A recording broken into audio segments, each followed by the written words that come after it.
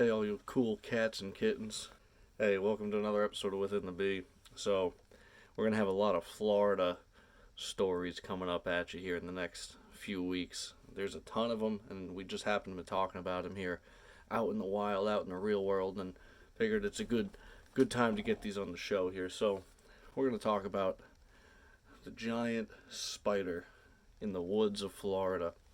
Huge. So, I'm from Massachusetts, Tommy B. The B is for Boston, and I was in Florida for 3 years. It was like 18 or something like that. But in Massachusetts, I was always growing up in the woods. We had all these ATV trails, all these dirt bike trails, and etc. And so we can go from the whole town I grew up in, one side to the other, in all directions through the woods. So grew up in the woods. That's the whole point.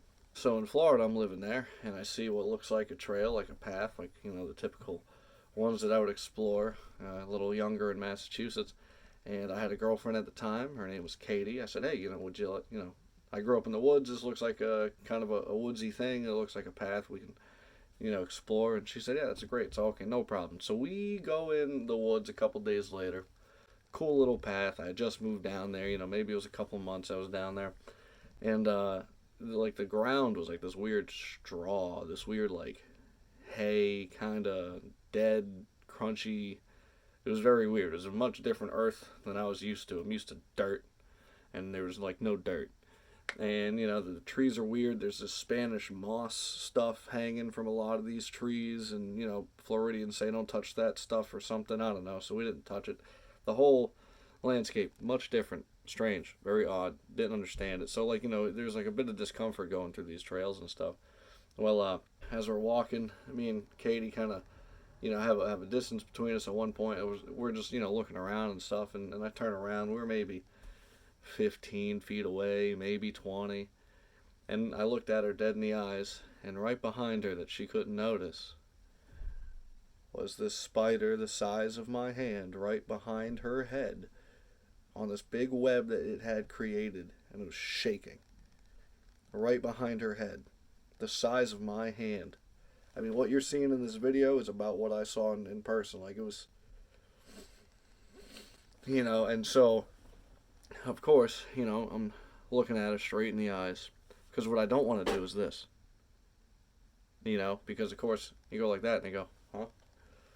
And the last thing I wanted her to do was follow where my eyes went, behind her head, and accidentally walk into this spider that was the size of her head. Didn't want that, so I'm staring, just the most eye contact. And I said, "Katie, can you please come here?" And she goes, "Why?" Now, background on Katie, she doesn't like taking any direction or instruction from anybody, even if it's for her own good. And hey, no problem, right? People are people. We think she has ODD, oppositional defiance disorder, or whatever the hell. I mean, you could tell her, "Hey, don't drown in that lake," and she might drown in the lake, just to spite you. And I knew this. I already knew this, and so when I saw this spider for the first time, I was just maintaining eye contact. I knew this was a losing battle. I knew I was gonna be like, "Please come here," and I knew there was gonna be pushback. And so here we are for like 5 minutes having this chess match of, "Hey, listen, I know you've never listened to me or anyone else in your entire life.